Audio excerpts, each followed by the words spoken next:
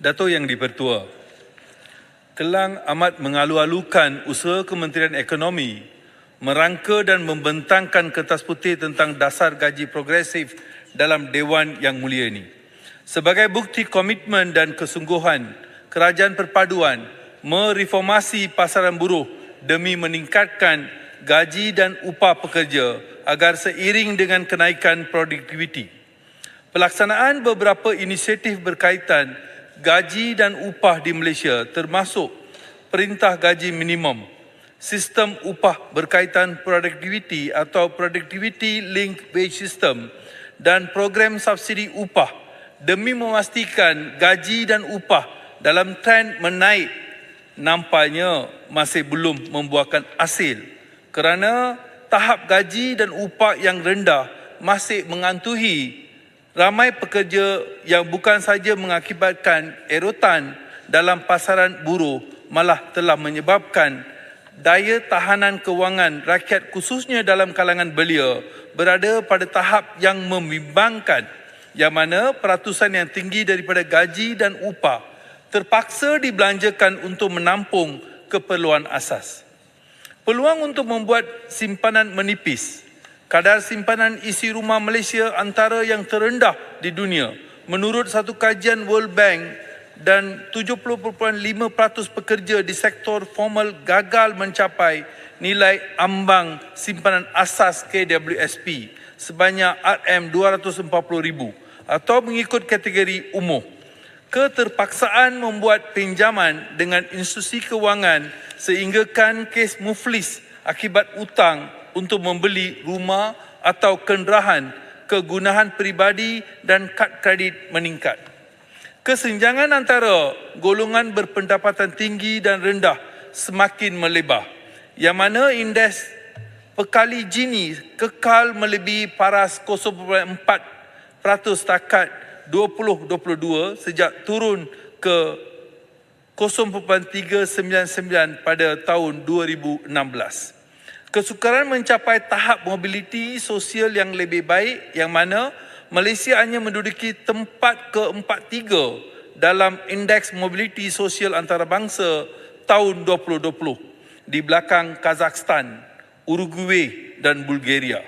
Di samping hanya 37% mendapat pekerjaan berkemahiran dan 35% menikmati gaji lebih tinggi daripada ibu bapa mereka, meskipun 62% anak-anak Malaysia mempunyai pendidikan lebih baik berbanding generasi sebelumnya.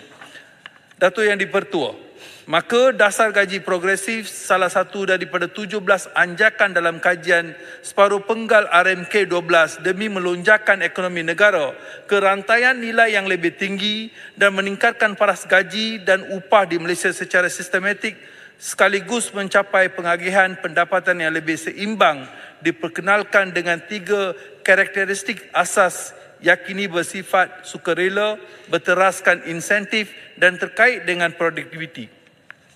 Memandangkan ketiga-tiga ciri asas ini memenuhi kehendak dan keperluan majikan dan pekerja, Kelang yakin dasar gaji progresif mampu menyelesaikan isu gaji rendah di samping menjadi pelengkap bagi inisiatif-inisiatif berkaitan gaji yang telah dan sedang dilaksanakan dengan membantu keberkesanan pelaksanaan.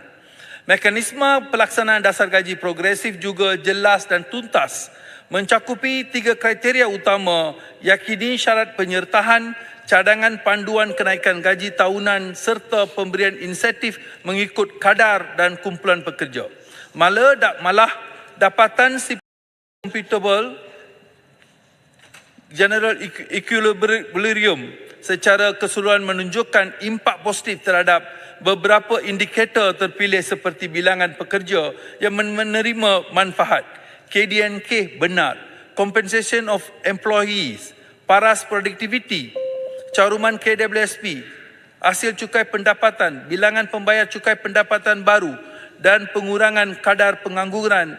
Natijah pelaksanaan dasar gaji progresif berdasarkan 3 senario model dengan peruntukan kerajaan persekutuan tahunan masing-masing pada 2 bilion, 3.8 bilion dan 5 bilion.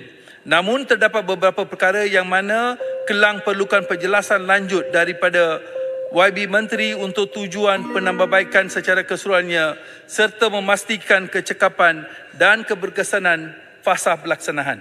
Pertama, mengapakah karakteristik ketiga asas hanya terkait dengan produktiviti dan tidak bersekali dengan paras kos sara hidup, sedangkan antara isu utama berkaitan gaji dan upah di Malaysia adalah mengenai kadar kenaikan gaji yang jauh lebih rendah berbanding kadar kenaikan kos sara hidup yang ditanggung oleh rakyat di akar umbi.